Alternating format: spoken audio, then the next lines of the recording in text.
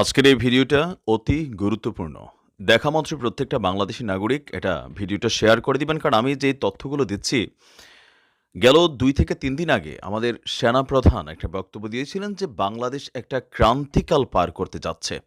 এরপরই একের পর এক ঘটনা ঘটছে। আর এর মাঝখানে আজকে যুক্তরাজ্য তারা যে তথ্য প্রতিবেদন প্রকাশ করেছে, এই তথ্য প্রতিবেদন প্রমাণ করে যে সম্ভবত আমাদের সেনাবাহিনীর যারা গোয়েন্দা ইউনিট তারাও এই বিষয়টা সম্পর্কে অবগত। দর্শক, বাংলাদেশে ভয়াবহ সন্ত্রাসী হামলা হতে যাচ্ছে।